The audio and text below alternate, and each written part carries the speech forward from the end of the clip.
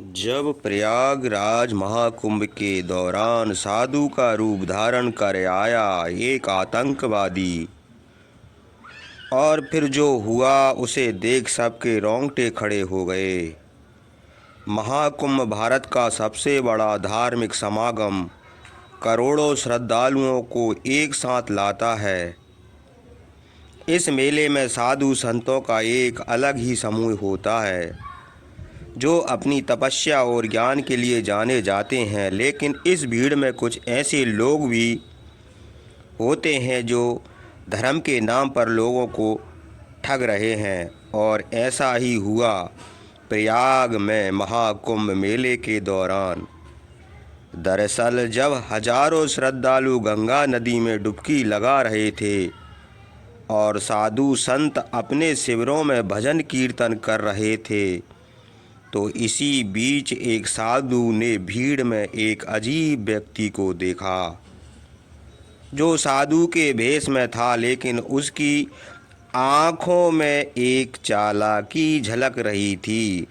और जब साधु ने उस व्यक्ति को करीब से देखा तो उसकी जटाएं नकली लग रही थीं और उसके हाथों में जो माला थी वह भी नकली थी। साधु को समझ आ गया था कि यह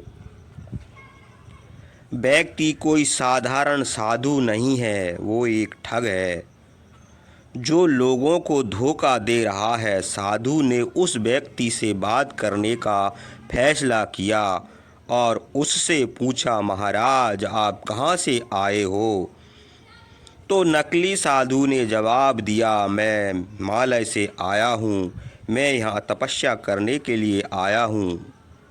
साधु ने फिर पूछा, आप इतने कम समय में हिमालय से यहाँ कैसे पहुँच गए?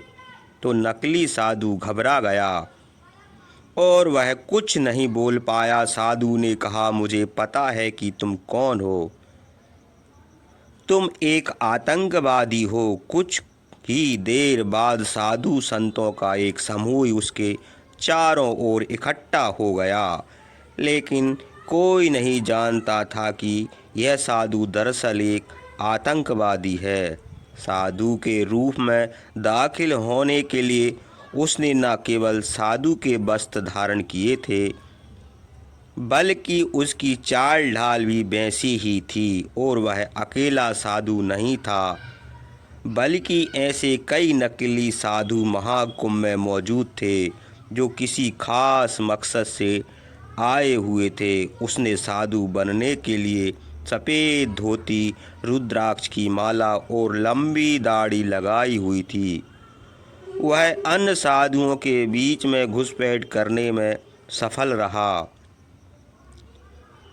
प्रत्येक साधु का ध्यान केवल भक्ति और साधना पर होता है, इसलिए उससे पहचान पाना कठिन था। लेकिन एक पुलिसकर्मी जिनका नाम वीरेंद्र था, उसने उसके चेहरे पर अजीब सी बेचैनी देखी। उन्होंने मन ही मन सोचा, साधु तो शांत और स्थिर होते हैं, साधुओं के बीच उसकी हरकतें अजीब थीं। पुलिसकर्मी ने उसे कुछ साधारण प्रश्न पूछे, जैसे कि वह कहाँ से आया और उसका क्या उद्देश्य है।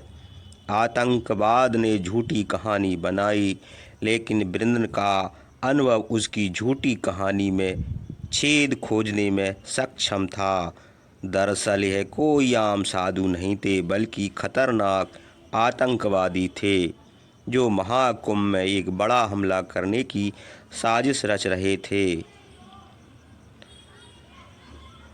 इनकी साजिश की भनक लग गई थी। उन्होंने महाकुंभ में घुसते हुए एक आतंकवादी की तलाश शुरू कर दी।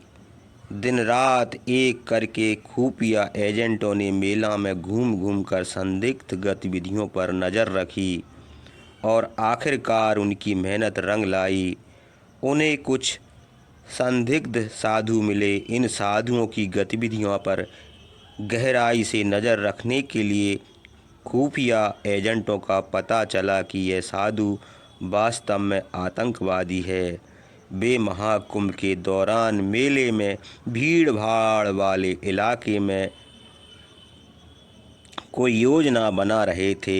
खुफिया एजेंसियों ने इस जानकारी को पुलिस को सौंप दिया। पुलिस ने तुरंत कार्रवाई करते हुए इन आतंकवादियों को पकड़ने के लिए विशेष अभियान शुरू किया। पुलिसकर्मी ने साधु के भेष में इन आतंकवादियों का पीछा करना शुरू किया। एक रात जब यह आतंकवादी एकांत जगह पर बैठकर कोई योजना बना रहे थे, तभी पुलिस ने घेरा डाल दिया। आतंकवादियों ने पुलिस पर भी फायरिंग शुरू कर दी, लेकिन पुलिस ने हिम्मत नहीं हारी और मुठभेड़ में सभी आतंकियों को मार गिराया।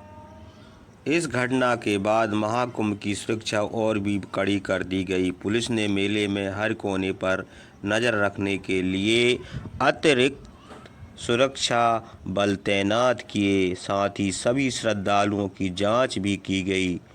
इस घटना से यह साबित कर दिया कि हमारी सुरक्षा एजेंसियां कितनी सतर्क रहती हैं। उन्होंने एक बड़े आतंकी साजिश को नाकाम करके लाखों लोगों की जान बचाई। महाकुंभ का मेला फिर से शांति और भक्तिमय माहौल में बदल गया। दोस्तों, आपको कैसी लगी वीडियो हमें बताएं और ऐसे ही चमत्कारिक और मनोरंजक वीडियो देखने के लिए चैनल को सब्सक्राइब करें। मिलते हैं एक ख़ास वीडियो के साथ, तब तक के लिए हर हर महादेव, जय गंगा मैया।